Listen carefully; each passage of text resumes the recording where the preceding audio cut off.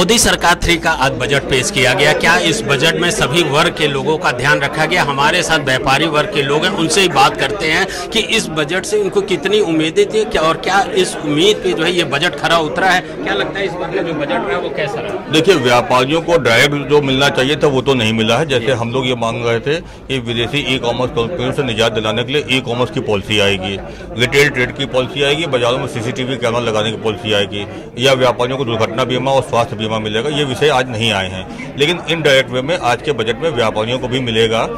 जो वित्त मंत्री जी ने अपने बजट के अंत में जो टैक्स स्लैब में परिवर्तन किया है, ये उत्तर प्रदेश आदर्श व्यापार मंडल की बहुत पुरानी मांग थी और साथ में देश की जनता की बहुत पुरानी मांग थी। आज उन्होंने टैक्स स्लैब में 0, 5, 10, 15, 20, 30% का उन्होंने परिवर्तन लाए हैं। इस स्लैब की बहुत आवश्यकता थी। इससे क्या होगा कि देश की जनता कागजों में अमीर बनेगी, लोगों की परचेसिंग कैपेसिटी बढ़ेगी। परचेसिंग कैपेसिटी बढ़ने से प्रोडक्ट की डिमांड बढ़ेगी, प्रोडक्ट की डिमांड बढ़ने से उद्योग को भी फायदा मिलेगा और व्यापार को भी फायदा मिलेगा, गवर्नमेंट को जीएसटी का फायदा मिलेगा। और मुझे लगता है कि जो 6 करोड़ लोग अभी इनकम टैक्स दे रहे हैं, ये नेक्स्ट फाइनेंशियल ईयर में कम से कम 10 करोड़ हो जाएंगे, क्योंकि लोग टैक्स देना चाहते हैं, लेकिन गवर्नमेंट की जो रेट्स थे वो बहुत ज्यादा थे, तो उसकी वजह से चीजें नहीं हो रही थी। इसका लाभ अब सबको मिलेगा। नहीं, आपको ये नहीं लगता जो नौकरी पेशा लोग हैं उनको 3 लाख तक जो है कोई नहीं देना और 3 से 5 के बीच में 5% देना है? लगता है ये तो पिछली बार भी यही। नहीं, पिछली बार 7 लाख तक का उन्होंने दिया था, लेकिन उसमें 80C की छूट भी नहीं थी। और उसमें अगर 7 लाख से ऊपर इनकम दिखाते थे तो 26,000 रुपये पहले प्राइमरी में एंट्री में आपको देने पड़ते थे, उसके बाद उसका फायदा ले पाते थे। अब आपको 3 तक का तो कुछ नहीं देना है, 3 से 7 तक में आपको केवल 5% देना है। यानी कि 3 से 7 में 4 लाख पे आप 5% देंगे तो 20,000 में आपका काम चल जाएगा। जो पिछली बार 30-35,000 देने पड़ते वो 26,000 में 20,000 में आपका काम हो जाएगा। साथ ही साथ आप उसके ज्यादा के स्लैब में भी जा सकते हैं। क्या इस बार के बजट से आपको लगता है कि जो व्यापार है उसमें इजाफा हो पाएगा, क्योंकि कस्टम ड्यूटी में भी? देखिए, गोल्ड में उन्होंने कस्टम ड्यूटी हटाई है और सिल्वर में हटाई है। गोल्ड में स्मगलिंग के चांसेस रहते थे, तो मुझे लगता है कि वो स्मगलिंग कम होगी। स्मगलिंग कम होने से जो भारत का घरेलू स्वर्ण का व्यापार है इसको बढ़ावा मिलेगा और जो सोने के दाम है वो कहीं ना कहीं कम होंगे, क्योंकि आपने देखा सोना 75,000 तक का पहुंच गया। तो सोने के दाम कम होने से बाकी वस्तुओं पर भी उसका फर्क पड़ेगा और विदेशी मुद्रा का भी फर्क पड़ेगा। साथ ही साथ रुपया भी मजबूत होगा। रुपया भी मजबूत होगा। क्या लग रहा है कि इस बार जो है उत्तर प्रदेश की अगर बात की जाए तो उत्तर प्रदेश को इस बजट में क्या लगता है कि जो चीज़ मिलना चाहिए वो मिल पाया है कि नहीं? क्योंकि बिहार और आंध्रा की बात की जाए तो ज़्यादा तवज्जो दिया गया है। जी सही कह रहे हैं, मतलब यूपी को तो कुछ भी नहीं मिला है। हाँ, अगर ऑल ओवर बात करें सारी चीज़ों की तो जो इनकम टैक्स स्लैब है उस पर थोड़ा सा आम जनता को थोड़ी सी राहत मिली है।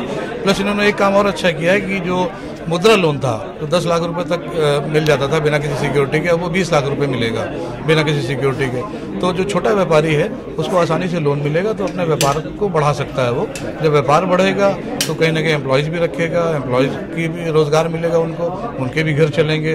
तो कुल मिला के सारे लोग एक दूसरे से कहीं ना कहीं कनेक्टेड हैं, तो कुछ राहत है, पहले से तो काफ़ी राहत है। पहले से काफ़ी ज़्यादा राहत है। क्या लग रहा है कि इस बजट में अगर रोजगार की बात की जाए, क्योंकि अब ये कहा जा सकता है कि आप लोगों के जो बच्चे हैं वो बड़े हो रहे हैं और रोजगार की बात की जाए, क्योंकि रोजगार एक बहुत बड़ा मुद्दा है, क्या लगता है इस बजट में रोजगार सृजित हो रहा है? देखिए, निश्चित रूप से रोजगार का जो उन्होंने एक बनाया है कि 500 कंपनियां जो मल्टीनेशनल कंपनियां हैं उनको इन्होंने कहा है कि आपको 1 करोड़ युवाओं को इंटर्नशिप करानी पड़ेगी। तो इंटर्नशिप करने का मतलब ये होता है कि वो अपने कार्य जो उन्होंने पढ़ाई की है उसमें उनको ट्रेंड करना, और जब वो ट्रेंड होंगे मल्टीनेशनल कंपनियों में आगे उनका भविष्य अच्छा होगा, उनको रोजगार मिलेगा। तो रोजगार पे उनका काम अच्छा है। साथ ही साथ उन्होंने एजुकेशन पे भी छूट दी हुई है, एजुकेशन लोन पे भी उन्होंने काम किया है। लेकिन जितना एजुकेशन लोन पे अभी काम करना चाहिए उतना एजुकेशन लोन पे अभी काम नहीं हो पाया है, क्योंकि आम जनता का बच्चा जो है जब हायर एजुकेशन में जाता है पढ़ने के लिए तो उसे बहुत पैसे की जरूरत होती है। इसलिए हमारे समझते हमारी आपके माध्यम से सरकार से मांग है कि एजुकेशन लोन जितना कम से कम इंटरेस्ट रेट पे देना हो उसे प्रोवाइड कराएं, ताकि अच्छी एजुकेशन हमारी गाँव से निकल के आए। शहरों में लोग सक्षम हैं पैसा खर्च करने में, गांव के लोग आज भी सक्षम नहीं है। तो हमारा एजुकेशन लोन अगर कम से कम इंटरेस्ट रेट पे होगा तो हमारे युवा और आगे बढ़ के आएंगे। एजुकेशन लोन कम की बात कर रहे हैं और आप महिला, क्या लगता है इस बार के जो बजट की अगर बात की जाए तो महिलाओं को जो उम्मीद थी क्या उस उम्मीद से ज़्यादा इस बार मिला है या क्या? नहीं, एजुकेशन लोन पे तो कोई बहुत ज़्यादा राहत नहीं है।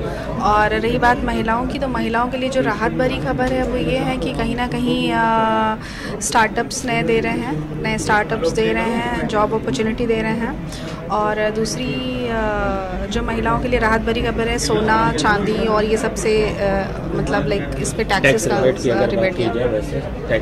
हाँ तो ठीक है ना, टैक्स रिबेट भी सही है। जो मिडिल क्लास के बिजनेस फैमिली है उनके लिए टैक्स रिबेट भी है, पहले से चेंजेस आए हैं उसमें भी। क्या लगता है कि इस बार के अगर बजट की बात की जाए कि जिस तरह से जो महंगाई थी वो काफ़ी ज़्यादा थी, अगर तिलहन की बात की जाए, दाल तिलहन की या फिर अन्य चीज़ों की बात की जाए तो काफ़ी ज़्यादा, तो इस बार के बजट के बाद क्या उम्मीदें हैं कि आने वाले समय में कुछ नहीं तो जो देखिए महंगाई की अगर बात करेंगे तो जो इनिशियल घर की जो हमारी ज़रूरत की चीज़ें उसमें तो हमें कोई बहुत ज़्यादा राहत नहीं है। जैसे सोना, चांदी, मोबाइल, ये सब हमारे शौक़ हैं, बट जो हमारी ज़रूरत की चीज़ें हैं जिनसे हमें महंगाई पे कंट्रोल हो सकता था उसमें तो कोई बहुत ज़्यादा राहत नहीं है।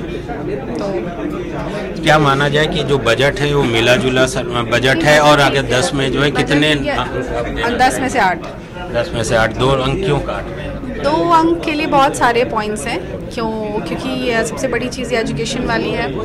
दूसरी चीज़ें हैं जो वो रिटेल इंडस्ट्री से, जैसे हम लोग हैं तो ई कॉमर्स से हमें जो डाउनफॉल हमारा ई कॉमर्स की वजह से जो हुआ है, तो हमें कहीं ना कहीं लग रहा था कि हमें उसमें कहीं ना कहीं कुछ तो राहत मिलेगी, तो उसमें भी कुछ राहत नहीं है। 2 नंबर इस वजह से भी कटे हैं। तीसरी चीज़ है कि जो हमारी ज़रूरत की चीज़ें हैं, गैस है, सिलेंडर है, उसमें दूध है, उसमें कहीं से कोई मतलब अभी फ़िलहाल राहत दिखती नहीं नज़र आ रही है। तो ये 2 नंबर उसी वजह से हैं, और बाकी का यूथ के लिए काफ़ी कुछ है, किसानों के लिए काफ़ी कुछ है, तो काफ़ी कुछ अच्छा भी है इस बजट में। तो ठीक है, ये कहा जा सकता है कि जिस तरह से वित्त मंत्री निर्मला सीतारमण ने 7वीं बार बजट पेश किया है, और इस बजट से लोगों को काफ़ी ज़्यादा उम्मीदें भी थी, और इस बजट से जो उम्मीदें थी जनता को, उसमें काफ़ी हद तक ये कहा जा सकता है कि जो बजट पेश किया गया उससे राहत भी लोगों को मिली है। सहारा समय के लिए लखनऊ से कैमरामैन सत्येंद्र राय के साथ संजीव सिंह।